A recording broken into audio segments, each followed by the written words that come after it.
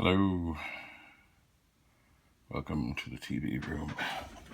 I'm going to turn on this pet. I believe it's still plugged in. Oh, yes it is. I have been downstairs, and I have found something that should be of great assistance. Now this is the working pet, this is the happy pet, this is the dandy pet. I went into the cabinet, if you've been watching you would have seen, and what I was searching for was this. This is a pet diagnostic board. You pop out the 6502, make sure the dip switches are set correctly, and I have the instructions here. You turn it on, and it's supposed to help you. Now this pet is the one that I have that is okay. It's missing some keys, but it's working. This is the whole thing about the disk drive. So here, this is from Tynemouth Software. So,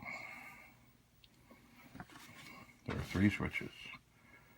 So, let's see here.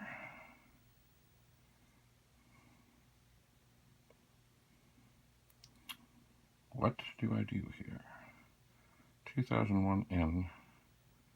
2001N. I've got to look at the back.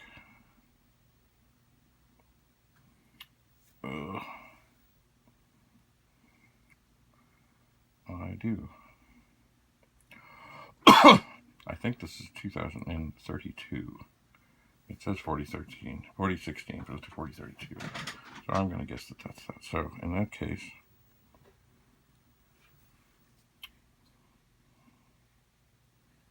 it wants me to have my glasses on. That's what it wants. Okay, let's see if you can see this. Hello. Okay, so there is the board. And supposedly for 2001N, N32, 4032, it wants me to have all the switches on. Like that. They're all in the upward position. Now I suppose what I should do, not that I think anything is going to hurt, but I suppose I should turn this off if I'm going to yank a chip out. And move this out of the way. Move this out of the way. Shift this over here. And turn this machine around. And just see what it actually says on the back. Make sure that I know, or I think I know, what it is that I know. So let's flip it all the way around. And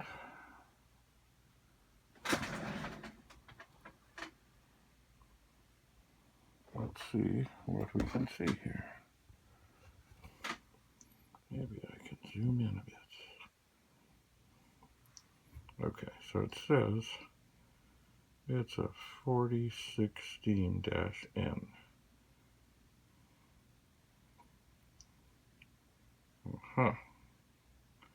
But this has been upgraded to a 32K. So I'm going to go with what it says here, by the way. There's little other things here saying IEEE and on cassette and this other user's port diagram. And of course, the ever popular, well, there's the on-off switch and the replace only with the same fuse. 1.6 amp. Yes, indeed you do.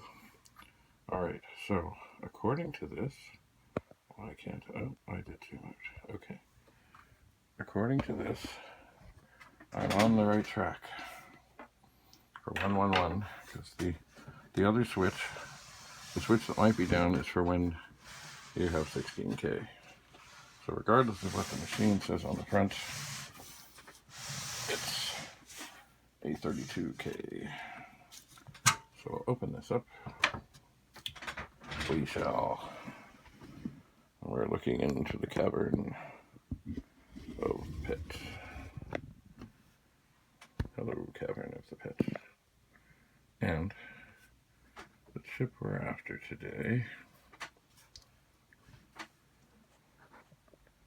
is right there at the end.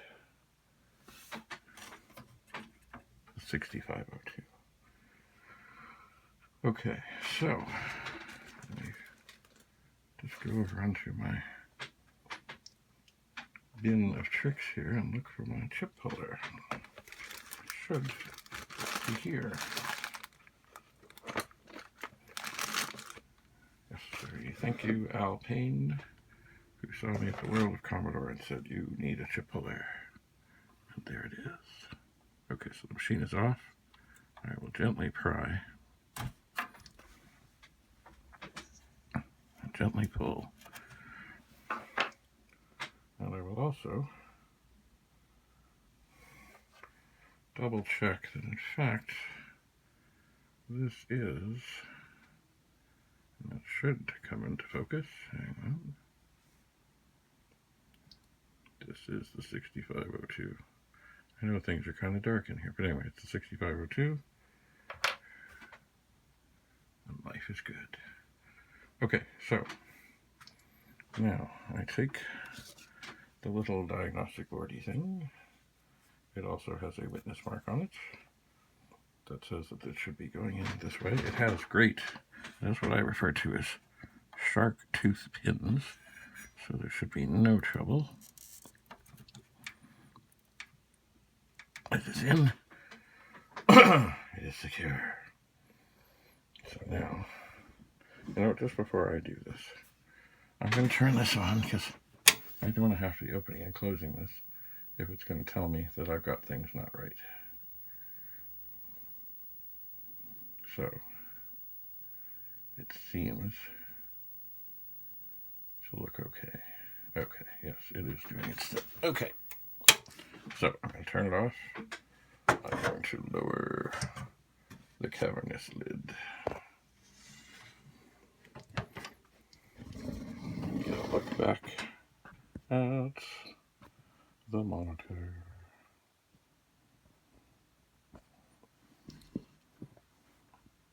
Hello. There we go. That's probably about as good as it gets. Okay, so this diagnostic thing, which from what I understand from Rudy of Rudy's Retro Intel, is no longer made. Maybe they make something better. It will tell me what's what. It will. And here it is. Tiny Mouth Software, Pet Diagnostics, version 0.90. And away it goes. So it is now testing.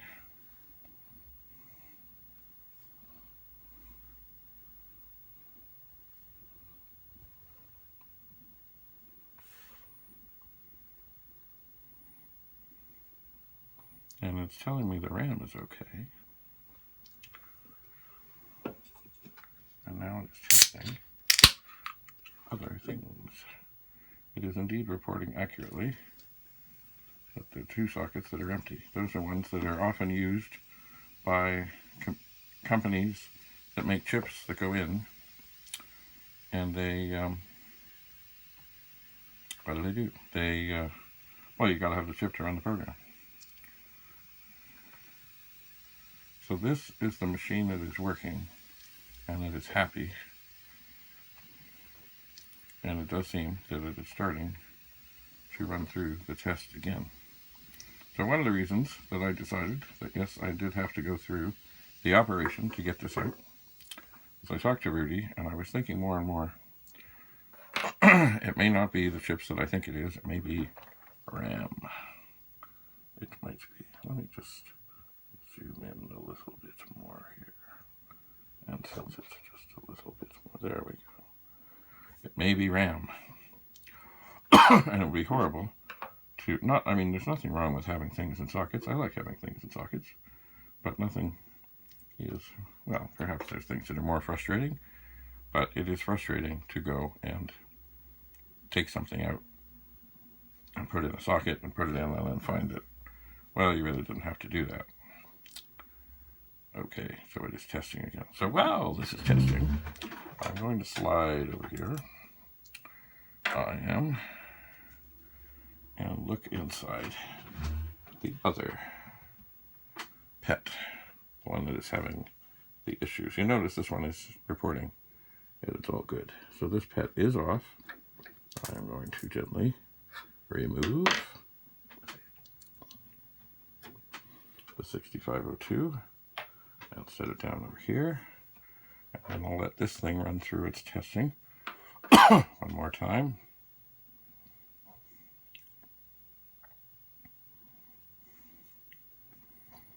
And once it starts fresh, I will turn it off.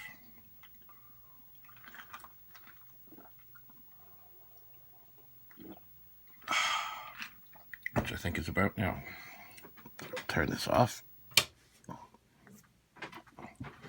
And indeed, I will open the cavern. Oh, there's the keyboard connector. How exciting is that? Well, there's the circuit board. So we saw that this PET reported everything is dandy. I'm going to take it is off. I will gently pry out the diagnostic thing. I'll go over here to the machine that is having the issues with the disk drive, and I will carefully, with great care, line this up. And I think it's not lined up. Oh yeah, it is. And push it in. All right. Then shift it a bit so I don't gonk the phone that I'm recording on. Close the lid. Let's have a look and see what we see. And right now, of course, we see nothing. Why? Well, I haven't turned the machine on yet. But I am about to. Ow, what am I crunching? I'm crunching up against the 1541. Come on, baby. Oh. Okay. So we're on.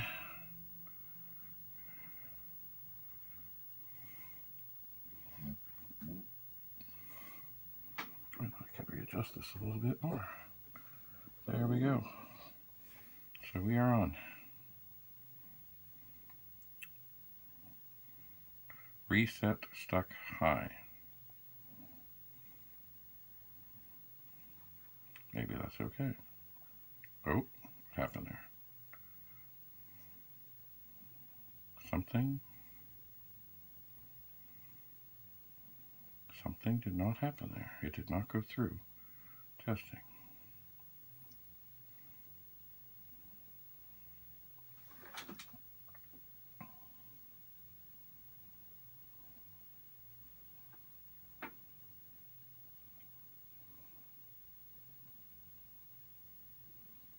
Okay, something is happening. I don't remember seeing that reset stuck high thing.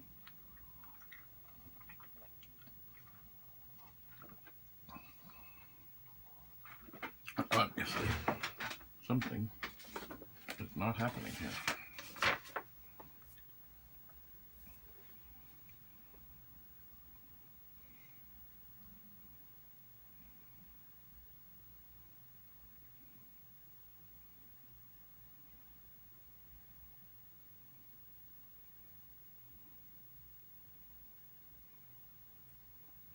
Yep, there is something definitely wrong here. Reset stuck high.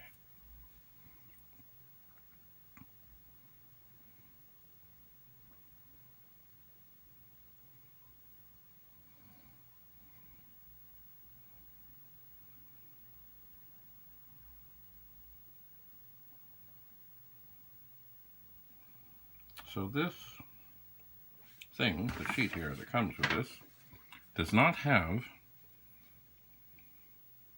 a whole lot of anything. It's the user guide, and it says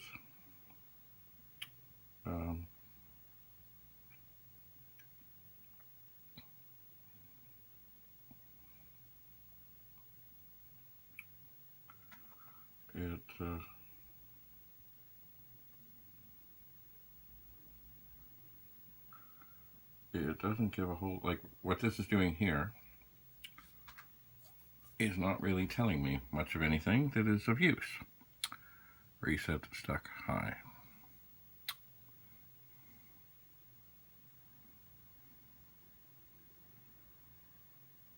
I will have to look back and see if the other one was doing the same thing. Certainly there is RAM, I think, from what I could tell. Like, it's not going through, it's not telling me what I should do, but it's testing in the 000 to 000F. It is, and it is not going on. And poof, it comes back. I wish it would tell me something more. I wish it would.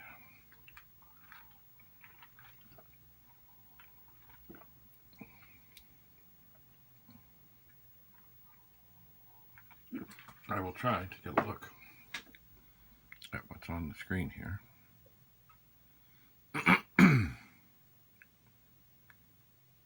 Oh, it won't even go to it now.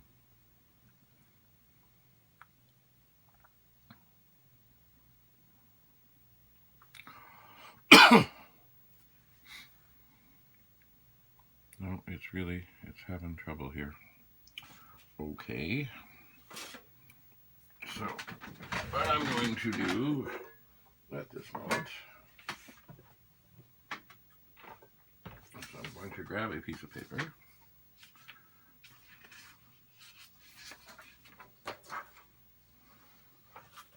And, okay. Power on address, data bus, address bus, okay. So I'm going to write this down. Floating. Oh, it's gone again. Pulled up. And then it's 0, 1, 2, 3, 4, 5, 6, 7. And the same thing. 0, 1, 2, 3, 4, 5, 6, 7. And then 8, 9. Hello. A, B, C, D, D, E, F. Power on data address test.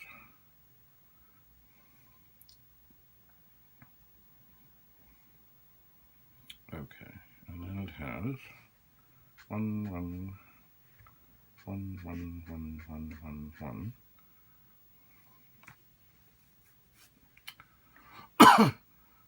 And, oh, I think this might even be changing.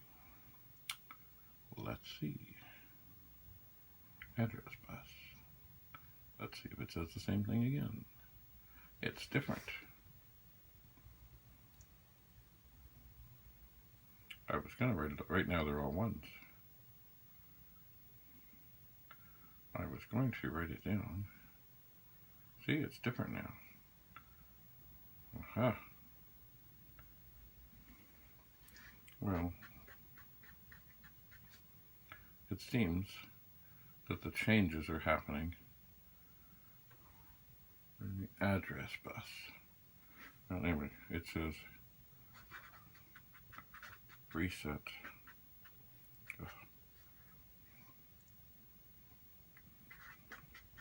Stuck high.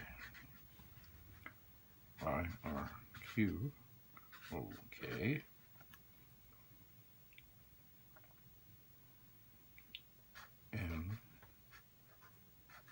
MI. Okay. Dip.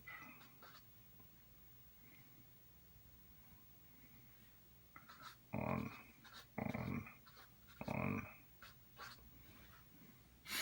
So these numbers are switching around. Alright, so I have that written down. Now, not surprising. Well, you know what I'm going to do is I'm going to take this thing out of here, and I'm going to put it in the other pet that worked and see what I see that's different and write things down again. If my other phone wasn't down copying files onto my computer, I would shoot a screenshot.